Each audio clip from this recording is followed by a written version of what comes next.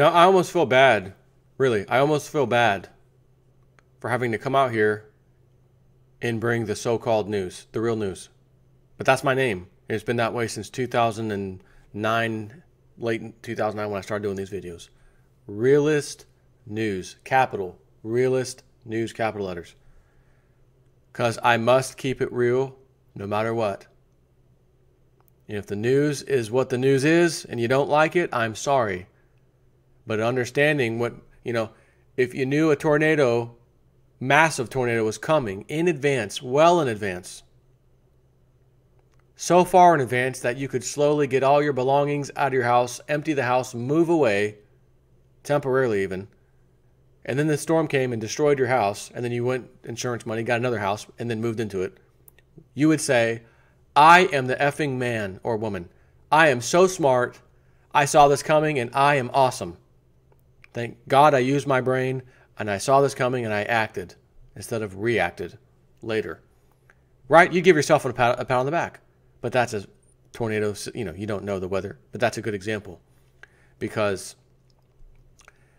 if you can see all this financial chaos coming based off of me giving you this news every freaking day and understand, okay, well, this is happening. It's starting to get closer now. Okay, we can start to feel it now. It at least gives you time, way in advance, since I've been doing these videos for quite some time, to get your ducks in a row financially. Precious metals, some Bitcoin, whatever, so that when this gets here full blown, full effect, you can hopefully sit back and say, well, I don't like this. I lost my job, or this got cut hours and this sucks. But man, I had 3, 4, 5 years to collect the metals, the precious metals, and I did. And oh my gosh, while this is happening, they're finally going up to obscene levels. And I can sell off some if I need to, or just keep hanging on and staying alive until I really need to sell them when they're way higher, and then capitalize big time. Under a nice scenario, or under nice, conditions, that would be how this goes. But this isn't going to, truthfully, that's not going to be the reality for every single person out there, every one of you watching this video. That's not going to be your reality. And whatever the hell I think is going to happen, how it's going to happen, how will it affect me or how it won't, I don't know for sure. That's why I have these things. That's why I tell you, get your precious metals, so that when it comes to deal with it, you can deal with it somehow, some way. Even if it means, well, silver's only $80 right now, but I'm devastated. My Social Security, my unemployment ran out, and yada, yada, yada, and I got to start liquidating. But I got 500 ounces, and it's $80 today. I was really hoping it'd be $200 or $300 by then, but, I'm still way up, and, I'm going to sell off 100 of them at $80, and then you'll get your $8K for it. And, excuse me. And then you can sit back and say, well, maybe you can stretch that 8K for a while in an emergency situation. The way my mindset is, if the metals aren't at the level I need them to be at, I don't own any metals. I never have. I don't own any now. Because if you didn't, what's everyone else doing? They're going to go get some help, government assistance, whatever it is, and you just join the crew. You don't go and liquidate your metal supply.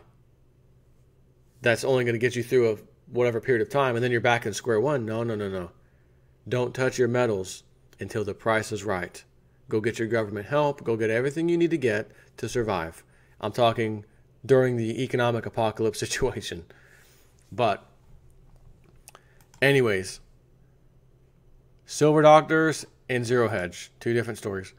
Sophisticated investors, an insider warns that sophisticated investors are preparing for global implosion. Financial, social, geopolitical turmoil will flare up like a tinderbox. And this is from Max Slavo. There's a YouTube video about that if you want to hear the whole thing. Again, I link all my stuff I talk about on my description box. You can click it and watch the YouTube video to get more in depth. But Max Slavo says what's happening out there on a macro level is that you've got a lot of turmoil in the world. They're very nervous. They're scared, he says. You'd never know if you only followed mainstream financial pundits, but Russia and China have recently joined forces to bypass the US dollar by establishing their own exchange to facilitate transactions and trade in gold, which I covered the other day. It seems the whole world, except for Western governments and central banks, understands that we're facing a crisis unlike anything we've ever seen before. With U.S. financial markets at nearly all-time high valuations, an uncertain interest rate environment, and the potential for a serious debt debacle as American politicians set to fight over raising the debt ceiling, Brian Slosarchuk, president of Canadier Mining, speaking of which,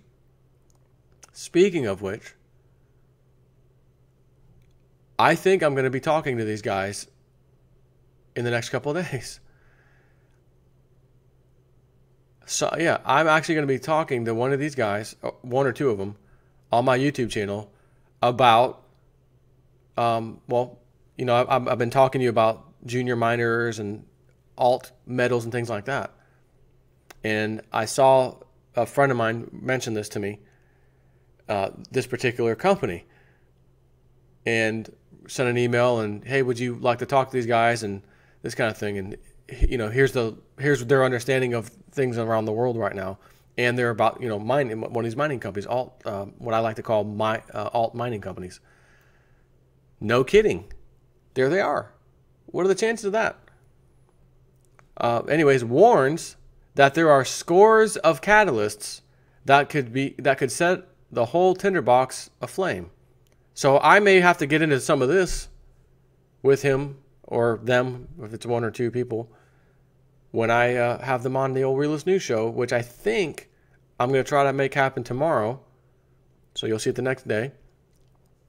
Anyways, he says, you've got a mess in Europe, a really uncertain outlook as to how this Brexit will occur. You've got geopolitical turmoil all over the Middle East. You've got situations like North Korea. There are a number of things, financial, social, political, that can set this tinderbox off. In the following interview with Crush the Street, he explains that while the average investor has thus far sat on the sidelines, major institutional players and sophisticated investors are positioning themselves for widespread uncertainty and the real possibility of a global economic implosion. While it has been ignored by the Federal Reserve and other Western banks, gold as money, and perhaps in this environment, more importantly, as a safe haven, has once again become attractive to smart money investors, which are reportedly starting to move heavily into these assets of last resort. He says the move in gold in recent weeks has been a very stealth move. The average investor on the street hasn't been talking about gold. It has crept up quite nicely. I've met with some of Canada's largest and most influential institutional investors and analysts in the gold space. These sophisticated players are saying there's all of a sudden a whole lot of interest, and it's coming from groups that might not traditionally have a long bias towards gold. What's happening out there on a macro level is that you've got a lot of turmoil in the world. You've got a lot of tension geopolitically, financially. You've got monetary and fiscal policy that has run amok and put the world in a precarious financial position. I liken it to a tinderbox. As far as what the catalyst will be for gold's rise to get really parabolic, it's unknown, but what I can say is that the environment is shaken up for a very big run here. Even the generalist investment funds, which have shied away from precious metals and focused their efforts on silicone unicorns and hype in recent years, are starting to realize that even a small hiccup could be disastrous to their bottom lines. The gold-centric investors the gold-focused funds have been very much in accumulation mode over the past several months. You're just getting a bit of generalist interest trickling into the market. So you've got these generalist institutions that invest in a wide variety of sectors that are all of a sudden a bit nervous about the big markets. They're nervous about Europe. They're nervous about real estate. They're nervous about what a rising interest environment can mean. They're very nervous. They're scared about the fact that fiscal policy seems to now be quantitative easing infinity, with deficits out of control and monetary policy almost in a state of helplessness. What these guys are starting to look at as generalists is, where can I get a bit of a hedge? Where can I protect the funds against all of this uncertainty? And they're starting to look at gold. With the gold investing market minuscule in comparison to other sectors, even small percentage shifts of capital into precious metals by these large generalist institutions could drive prices to never-before-seen levels, because the moment we see global financial markets or global credit markets buckle like they did in 2008, there are going to be millions of panicked investors around the world fleeing for safety. And as has been the case throughout history, that financial and economic safety will likely come in the form of hard assets. You know me, I couldn't possibly agree more with that. So I may have a chance to have these guys, or this, I don't know if it's one guy or two guys, on my channel here in the next day or two, possibly. But I love when I see someone that's behind a mining company who is wide awake to what's going on. Because if they're not, how do I get into all of these things with them and actually have a conversation back and forth? It will just be me talking about all these things like I just read you, and them saying, yeah, that's true, yeah. And then tell me about your company, or tell me about what you guys do, and why do you do it, and how long you've been doing it, and all that. It's nice to know that there's someone on the other end, sometimes, that sees the things you and I see, and they happen to be a mining company, if you will. So that might be interesting. I'm going to see if I can pull that off and get them on here. Now for something that is kind of the gift that keeps on giving, or maybe I should say the gift that just won't go away. Remember the Christmas Story movie, and the kid Ralphie came down in his pink bunny outfit and he didn't want to wear it. His mom was laughing hysterically. Oh, that's so cute. He didn't want to wear it. The gift that he would want to give away, he could not get out of. And that is the Dallas Pension Fund. And it is now the Dallas mayor who has now pulled his support for what they are calling a massive taxpayer bailout of the police pension fund, which is, again, from Zero Hedge here. Dallas Mayor Mike Rawlings has finally reached his maximum willingness to throw taxpayer dollars at the Dallas police and fire pension system, and has pulled his support for a bill that, if passes, will undoubtedly prove to be yet another futile effort to save the system from insolvency. Despite support for the original legislation introduced by Dan Flynn, chair of the Pensions Committee in the Texas House of Representatives, Rawlings apparently took issue with a last-minute addition to the bill that would have taxpayers fund the pensions of phantom employees based on a target Dallas police force of 3 officers per 1,000 residents. The clause sets a baseline number of officers and firefighters. In the case of police, that's 3 officers per 1,000. The clause would also automatically assume that a certain level of raises are given. Basically, you're paying on phantom employees, not real employees, he said. We just can't enter into an agreement with that degree of commitment for the city. No business would do it this way. We cannot find another pension fund in America where someone pays into a fund based on future employees. It's just not done, and it should not start here in the state of Texas. This is the most taxpayer-unfriendly poison pill that I've seen in this bill, he said. I'm not going to swallow this pill. Frankly, not wanting to spend taxpayer dollars to fund the pensions of officers that don't even exist just seems selfish, Mike.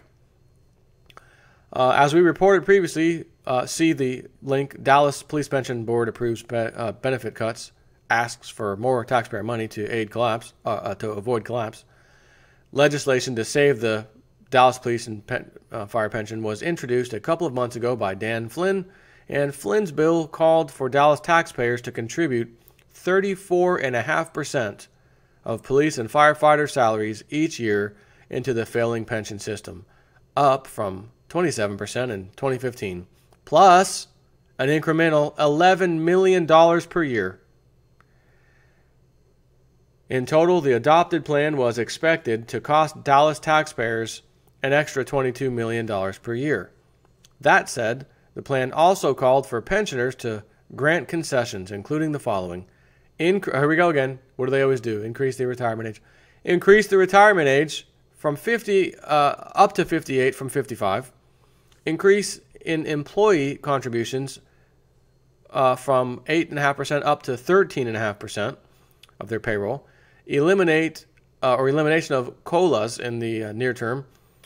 Elimination of exorbitant interest payments made on employees' drop accounts.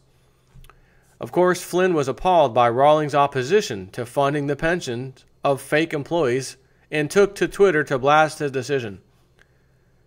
I'm deeply disappointed that the mayor is not in support of the legislation that will save the Dallas police and fire pension.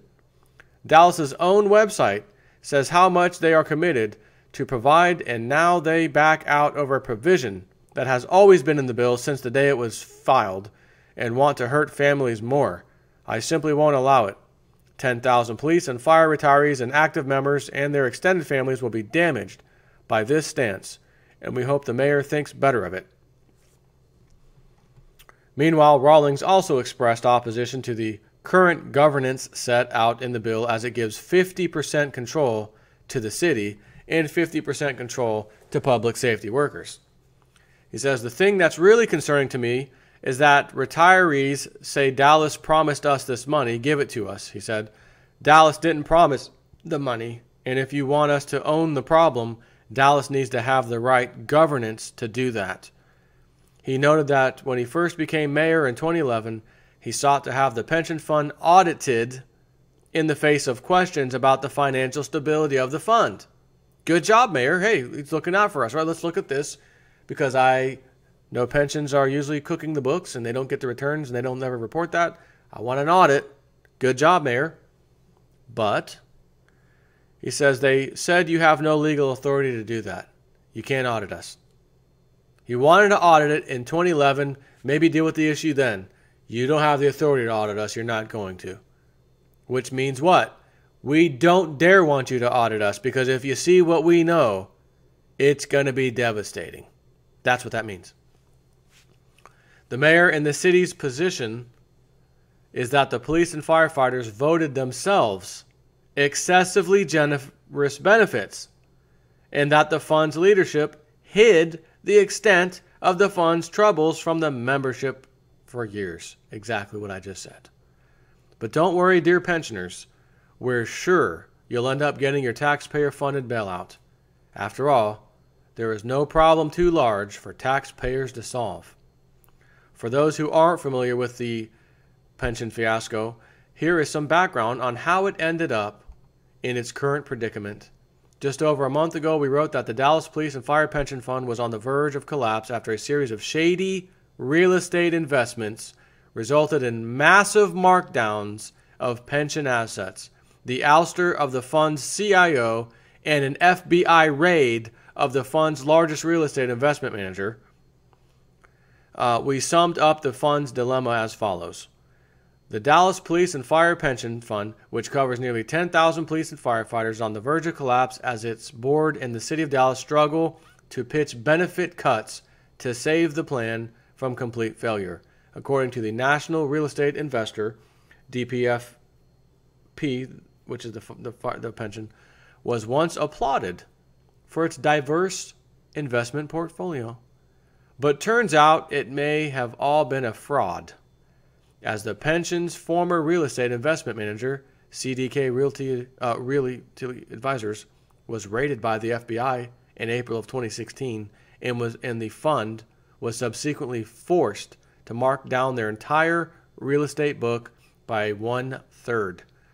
Guess it's pretty easy to generate good returns if you manage a book of illiquid assets that can be marked at your own discretion. What do I call that? Exactly what it is. Cooking the books. They've cooked the books, and that's what I tell you everybody does. The financial institutions, the pensions, everything. The books are cooked. And once you open the books, which the mayor tried to do, you don't have the authority to do that. We don't want you looking at the books, which should be a red flag. What other entity doesn't want anybody, Congress, looking at the books? The Federal Reserve. Audit the Fed bill. Shoot it down. Shoot it down. We don't want that. We don't want that. Bernanke even had a speech in being grilled one day. Remember his speech? That it would be, I don't know the exact word he used, but like it'd be potentially devastating or potentially bad for the markets and the economy if that were to happen. Why? Wouldn't you want to show us how great of a job you're doing, all the tools in your toolbox you keep talking about? He didn't want it done. Why? For the same reason. You do not want to see what they've been doing with the money, who's been getting it, all the things you thought you knew, and the bailout, and all, there's more to it than you could imagine. Same thing. The rampant fraud at the DPFP left the fund over $3 billion underfunded and its board of directors with no other option but to seek a $600 million infusion from taxpayers to keep the fund afloat. Even worse, a review of the pension's financials revealed 2.11. Wait a minute. Oh, okay. Never mind. I thought it was missing like $1 billion. Never mind. Even worse, a review of the pension's financials received $2.11 of annual benefit payments to members for every dollar contributed to the plan by members and taxpayers, and mostly taxpayers.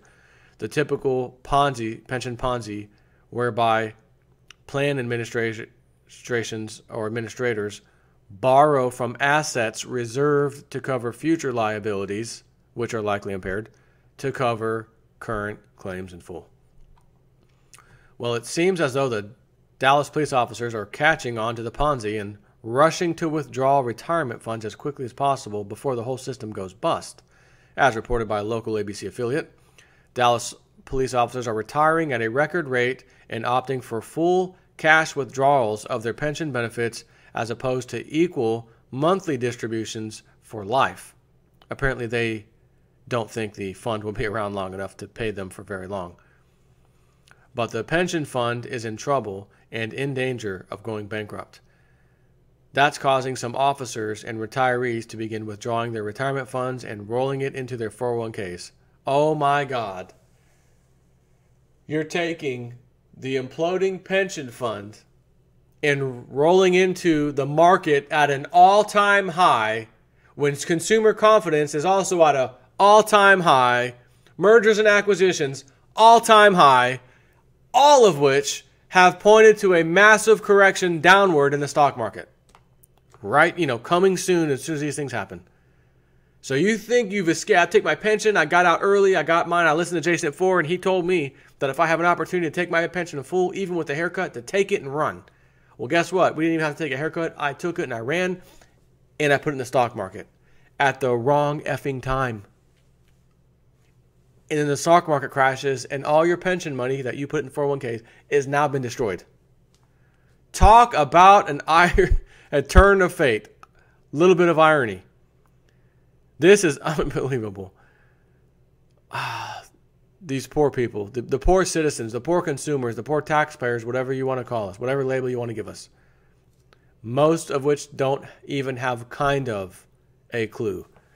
And that's what gives me great, and I mean great pleasure, for me to come out here and educate the living hell out of people who may not know these things, who can then say, I'm going to make a different decision.